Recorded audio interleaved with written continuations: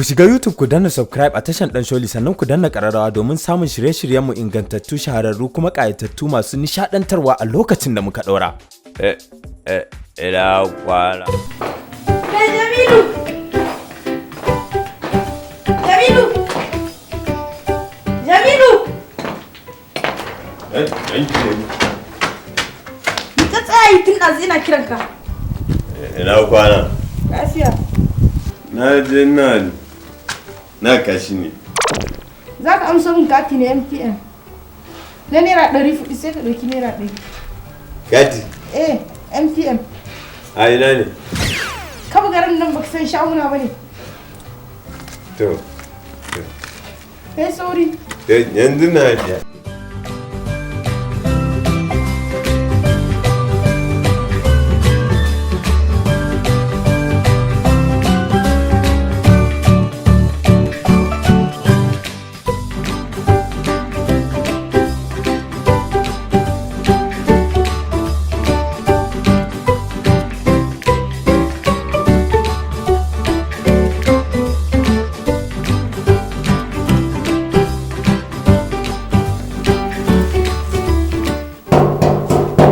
Hajiya.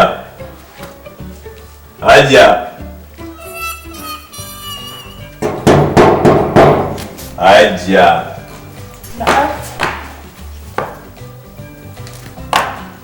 Hajiya.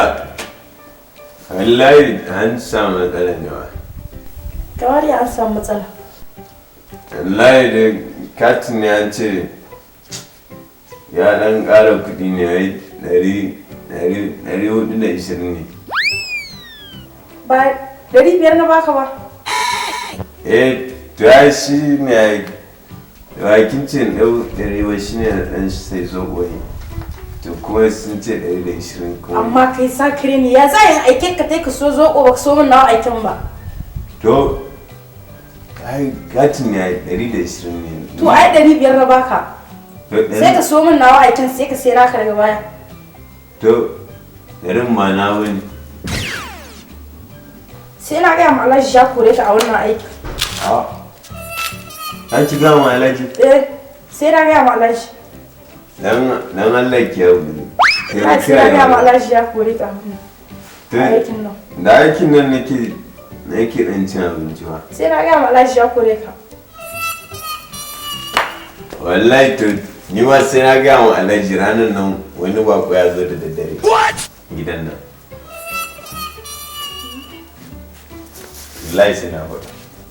To ka san me za yi? To ka yi haƙuri da Allah.